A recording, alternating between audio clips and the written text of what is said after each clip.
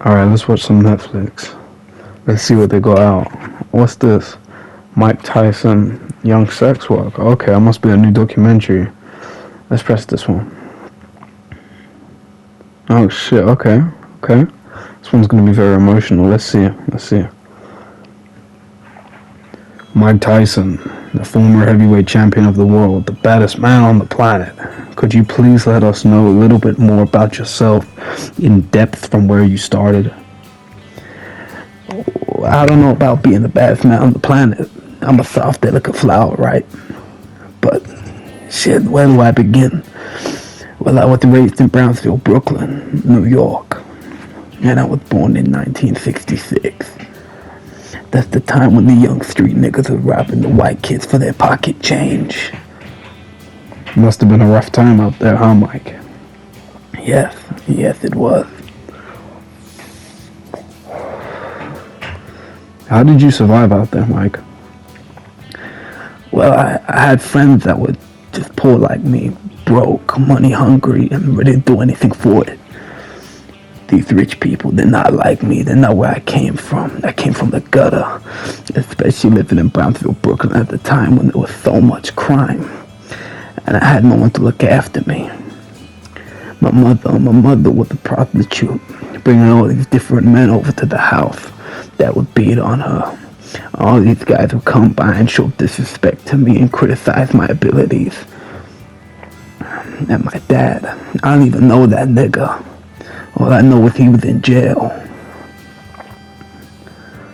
But when my life changed one night, was when I was sitting at home and I was thinking of a way to make some money, right? Some quick cash. Because I was a broke, poor nigga, right? Nobody wanted me to do a regular 9 to 5. So I went out that night walking. I was approached by this big nigga with Jerry curls, right? And he told me that I looked sweet and I looked scrumptious. And he asked me how much it cost. I was flabbergasted. I didn't know what to say. So I was just a young boy, so I told him $5, right? And that's when we got together and fornicated with some hot butt sex. Wow, Mike, that must have been an experience. What's wrong, Mike? I loved it. Because for one time in my life, I was appreciated for something. I can see talking about it gets you very emotional. I'm sorry if I hit a soft spot. That nigga was hitting a soft spot.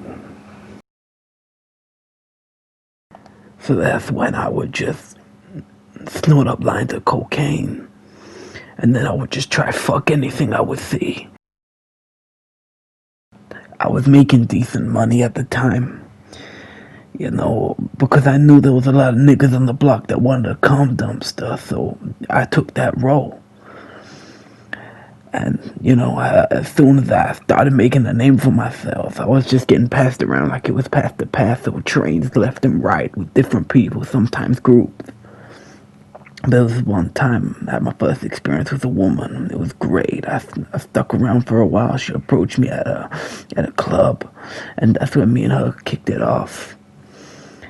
But I was street smart, not business smart. So I went out one night and I got my freak on, but then something crazy happened that night. That's when I bumped into Catamado. He saw me.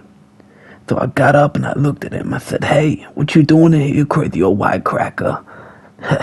He laughed at me. He was always such a funny guy.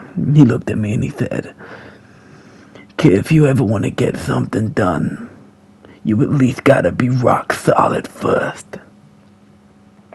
So that's when I unzipped his pants for him and I held it.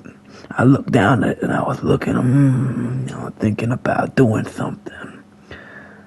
I could tell he was a smart man. I could tell he knew something that I didn't know. And that's when he told me, he said, "Hey, I want to take you under my wing. I want you to be like my son. I want to show you the ways. I want to make you smart. I want to get you some good cash."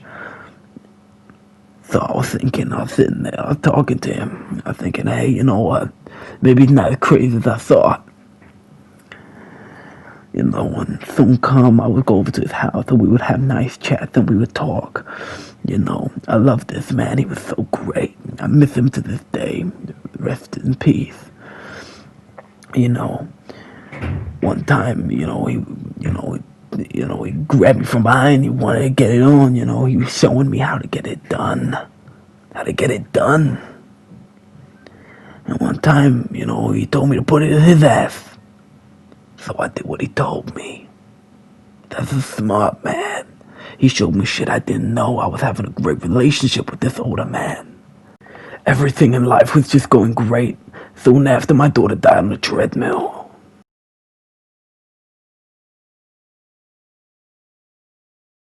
Soon after, the custom model trained me to be one of the greatest fighters of all times. You know, Muhammad Ali is my idol. He's a giant. Fuck me. I'm nothing compared to Ali. Ali's a giant. But at the time, I was the most vicious, most brutal, most vicious champion there's ever been. There's no one that can match me. My style is impetuous. My defense is impregnable. And I'm just ferocious. I want your heart. I want your children. But I'm happy that you all got to sit here and I'm happy that everyone got to listen to my story. Because nobody knows this about me. But now you know.